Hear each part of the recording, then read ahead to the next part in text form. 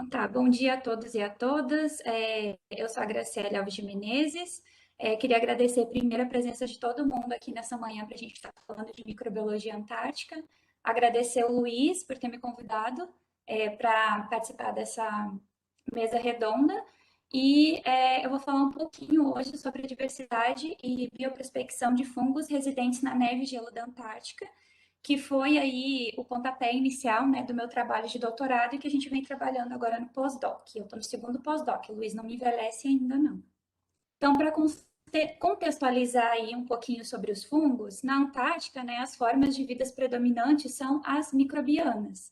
Dentre elas, nós destacamos os fungos, que estão presentes aí nos mais diversos substratos, né, desde solo, sedimentos marinhos, sedimentos de água, como o Luiz falou, tanto no ambiente terrestre quanto no ambiente marinho, aonde a gente pensa que pode ter fungo, pode ter certeza que tem fungo lá na Antártica.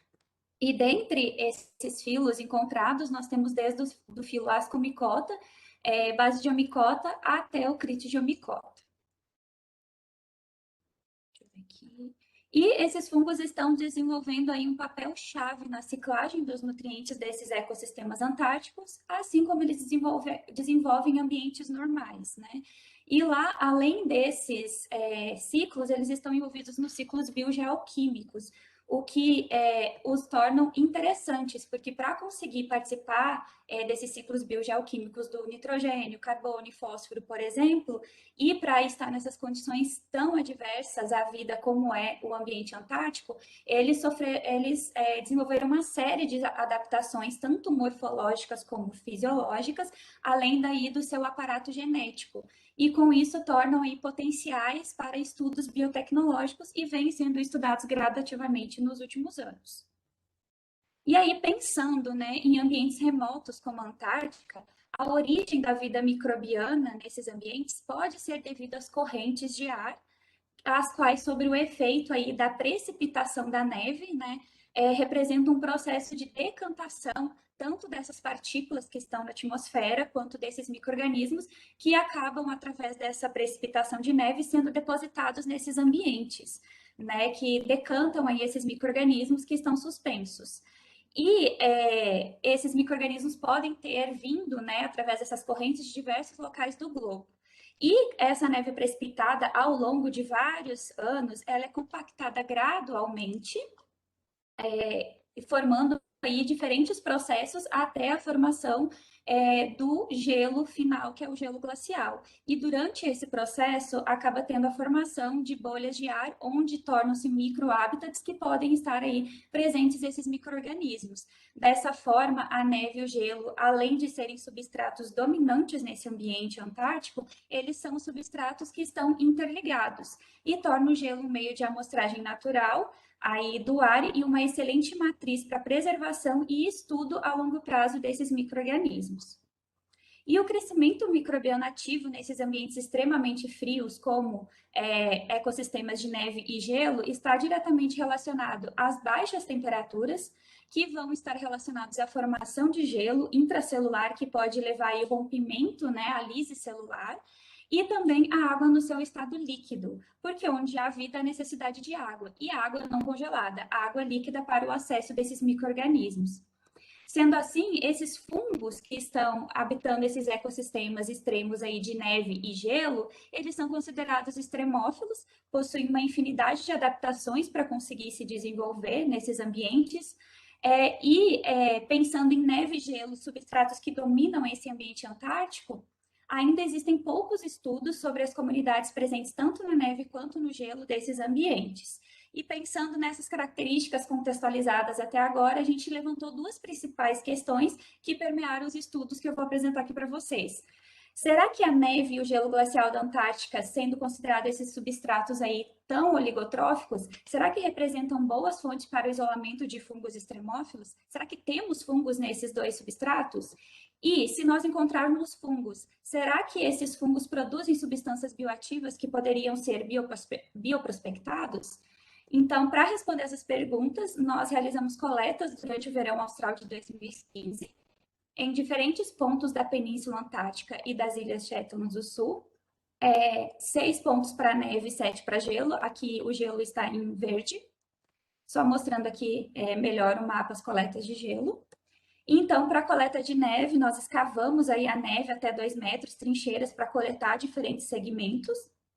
E do gelo nós utilizamos fragmentos já soltos dessas geleiras o mais próximo possível, buscando sempre aquele gelo mais azul, que é o gelo mais antigo. Então, esse material, tanto a neve e o gelo, foram levados para o navio, passaram por um processo, né, de desinfestação, e então foram filtrados, né, derretidos e filtrados em membranas filtrantes especializadas para reter as partículas fúngicas e células. E para os cultiváveis da neve e do gelo, dos organismos cultiváveis, todos os fungos que foram obtidos foram preservados e depositados na nossa coleção de micro-organismos extremófilos que nós temos do nosso grupo. E então, através de técnicas moleculares e morfofisiológicas, eles foram identificados, e então nós aplicamos índices ecológicos para entender a diversidade desses micro-organismos nos diferentes pontos. Já para as amostras de gelo, nós também trabalhamos com DNA ambiental. Pegamos essas membranas e realizamos a extração do DNA total para verificar também os micro-organismos não cultiváveis. Então, para as amostras de neve cultiváveis, nós obtivemos 234 isolados fúngicos, representados em 71 táxons, pertencentes a 26 gêneros, onde as leveduras base-diamicéticas dominaram aí com altas densidades. Aqui eu trouxe algum nome delas, desde espécies cosmopolitas, psicrofílicas e endêmicas, e mostrando aí uma alta diversidade de micro-organismos, né, especificadamente fungos na neve. E os nossos resultados, eles foram similares encontrados em neve da Patagônia Argentina e geleiras dos Alpes italianos. Entretanto, nesses estudos, eles encontraram uma baixa densidade dessas leveduras base-diamicéticas. E o nosso estudo, né, em relação à neve, ele é um dos primeiros aí focando em fungos. Nós também obtivemos fungos filamentosos, o famoso fungo azul, né, que ficou famoso, que é um fungo endêmico e psicrofílico da Antártica, no qual nós descrevemos uma espécie nova, o Antarctomyces pelizariae, Pelizari em homenagem à professora Vivian, que foi pioneira da microbiologia antártica brasileira. E esse fungo aí, devido a essa coloração azul tão rara na natureza, parece ser aí um potencial produtor para corantes para, quem sabe, ser utilizado na indústria de alimentos e indústria têxtil. Então, durante o meu doutorado e pós-doc, a gente otimizou esse processo de produção desse pigmento em bioreator, e agora, em parceria com o professor Juliano, lá da Unicamp, o Tiago está realizando o doutorado dele para tentar isolar essa substância e identificar. E esse fungo também, a gente, né, em parceria com o laboratório aí da professora Glória, do Departamento de Bioquímica da UFMG, a gente fez o genoma completo e mostrou aí que esse fungo ele também possui proteínas de nucleação de gelo, proteínas anticongelantes, que através de estudos futuros, quem sabe pode ser também utilizado aí para processos de prospecção. Ainda nas leveduras obtidas do gelo, outro trabalho em parceria com o laboratório do professor Flaviano, da microbiologia do UFMG. A Joana, durante o doutorado dela, pegou uma série de leveduras que a gente tem na nossa coleção, dentre elas leveduras da neve, e ela fez aí um screening para avaliar o potencial probiótico in vitro dessas leveduras e mostrou aí bastante promissoras as leveduras da neve. E dentre elas, o isolado identificado como Rhodotorula mucilaginosa, ela induziu, né, a atenuação da mucosite em modelo em vivo, mostrando aí mais o potencial desses fungos oriundos da neve da Antártica. Quando a gente fala do gelo, a gente pensa, né, o gelo não vai ter nada, mas o gelo tem. A gente utilizou 2 diferentes tipos de técnicas, tanto as técnicas clássicas de cultivo, quanto o DNA metabarcode, que é o de não cultivável. Para os cultiváveis, nós obtivemos 66 isolados fúngicos, aí pertencentes a 14 gêneros, com dominância de fungos filamentosos do filo Ascomicota, onde nós tivemos gêneros aí penicílio, que são gêneros cosmopolitas, mas também gêneros psicrofílicos, né, como a Glaciosina antártica, que é uma levedura, e todos esses táxons aqui mostrados estavam em altas densidades. Já quando a gente olha para a técnica não cultivável, o número foi bem maior, que a gente obteve 184 táxons aí, mas esse DNA, ele pode ser que esteja já um DNA que está inativo, né, morto, e representado aí também por gêneros cosmopolitas em predominância de fungos filamentosos do Filascomicota, dominante aí, como, por exemplo, o gênero penicílio.